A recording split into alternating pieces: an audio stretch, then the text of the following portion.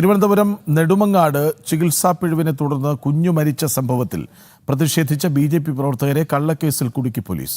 വിവിധ സംഘടനകൾ പ്രതിഷേധിച്ചിട്ടും സംഭവത്തിൽ അറസ്റ്റിലായത് ബി.ജെ.പി. പ്രവർത്തകർ മാത്രമാണ്. പോലീസ് നടപടികൾക്ക് പിന്നിൽ ഗൂഢാലോചനയെന്നാരോപിച്ച് പ്രതിഷേധം ശക്തമാക്കാനൊരുങ്ങുകയാണ് ബി.ജെ.പി.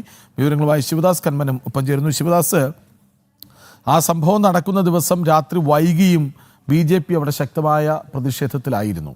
അന്ന് യുവരാജ് ഗോകുൽ പറഞ്ഞ വാക്ക് ഓർമ്മയുണ്ട്. ആ കുഞ്ഞിനെ ഏറ്റുവാങ്ങാൻ നിൽക്കുന്നവരുടെ കൈകളിലേക്ക് മൃതശരീരം കൊടുക്കുന്നവർ എന്ത് തരം ജീവിതമാണ് ചൂണ്ടിക്കാണിക്കുന്നത്? ഇതാണോ ആരോഗ്യമേഖല? എല്ലാ തെറ്റുകളും അന്ന് അക്കമിട്ട് നിരത്തി പറയുന്നുണ്ടായിരുന്നു. നോക്കൂ, ഇപ്പോൾ ബി.ജെ.പിയെ മാത്രം കുടുക്കിലാക്കാൻ നോക്കുന്നു. പക്ഷേ അറസ്റ്റ് ചെയ്തത് കൊണ്ട് അവസാനിക്കുമോ ഈ പ്രതിഷേധം? അതിന് കരുത്തു കൂടുകയല്ലേ ചെയ്യൂ?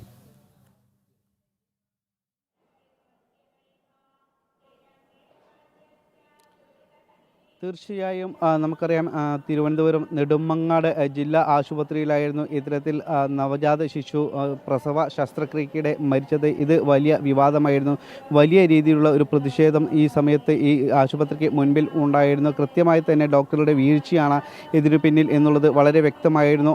വിദഗ്ധ അന്വേഷണ സമിതി ഈ സംഭവം അന്വേഷിച്ചിരുന്നു. അന്വേഷണ സമിതിയും ഇത്തരത്തിൽ ഡോക്ടറുടെ വീഴ്ചയാണ് ഈ നവജാത ശിശുവിൻ്റെ മരണത്തിന് കാരണം എന്ന് കണ്ടെത്തിയിരുന്നു. ഇതിൻ്റെ അടിസ്ഥാനത്തിലും അതോടൊപ്പം തന്നെ വിവിധ പ്രതിപക്ഷ പാർട്ടികൾ നടത്തിയ സമരത്തിൻ്റെയും അടിസ്ഥാനത്തിൽ ഈ ഡോക്ടർക്കെതിരെ നടപടിയെടുത്തിരുന്നു. ഡോക്ടറെ സസ്പെൻഡ് ചെയ്തിരുന്നു. പക്ഷേ ഈ സംഭവത്തിൽ ഇപ്പോൾ ബി.ജെ.പി. പ്രവർത്തകർക്കെതിരെയാണ് കള്ളക്കേസ് എടുത്തിരിക്കുന്നത്. 2 പേരെ സംഭവത്തിൽ ഇന്നലെ അറസ്റ്റ് ചെയ്തിരുന്നു. നമുക്കറിയാം, ഈ സമയത്ത് വളരെ ശക്തമായ പ്രതിഷേധം ബി.ജെ.പിയുടെ ഭാഗത്തു നിന്നാണ് ഉണ്ടായിരുന്നത്.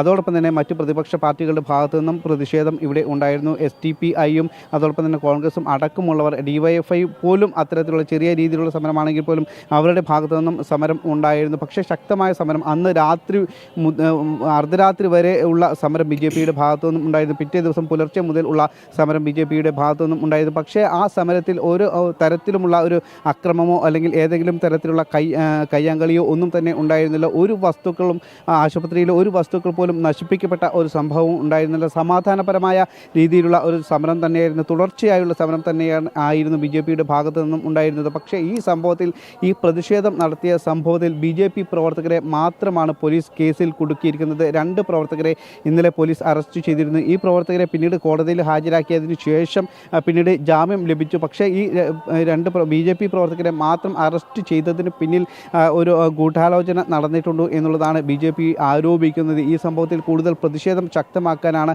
തീരുമാനം. കാരണം നിലവിൽ ഈ പ്രവർത്തകർക്കെതിരെ കേസ് എടുത്തിട്ടുണ്ട്.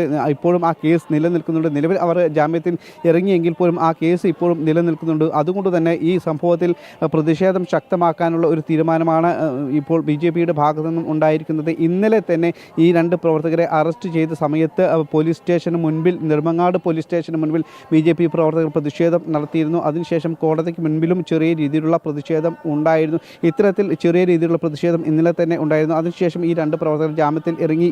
ഇന്നും ഇത്തരത്തിലുള്ള പ്രതിഷേധം ഉണ്ടാകും എന്ന് തന്നെയാണ് ബി.ജെ.പി. പ്രവർത്തകർ പറയുന്നത്. കാരണം നമുക്കറിയാം, ഒരു നവജാത ശിശു മരിച്ചത് കൃത്യമായി തന്നെ ഡോക്ടറുടെ ഒരു വീഴ്ചയാണ്. പ്രത്യേകിച്ച് ആരോഗ്യവകുപ്പിൽ ഇത്തരത്തിലുള്ള ഗുരുതരമായ വീഴ്ചകൾ പല സർക്കാർ ആശുപത്രികളിലും ഇപ്പോൾ ഉണ്ടായിക്കൊണ്ടിരിക്കുന്നുണ്ട്. കഴിഞ്ഞ കാലങ്ങളിലൊക്കെ ഇത്തരത്തിലുള്ള സർക്കാർ ആശുപത്രികളിലെ വീഴ്ചകൾ ഇപ്പോൾ ഈ അടുത്ത കാലങ്ങളിലായി അത് ഒരു തുടർച്ചയായി തന്നെ ഉണ്ടായിക്കൊണ്ടിരിക്കുന്ന ഒരു സാഹചര്യം ഉണ്ട്. ഈ സംഭവത്തിൽ പ്രതിഷേധിച്ചുകൊണ്ടായിരുന്നു ഇപ്പോൾ ബി.ജെ.പി. വലിയ രീതിയിലുള്ള ഒരു പ്രതിഷേധം ഇവിടെ സംഘടിപ്പിച്ചത്.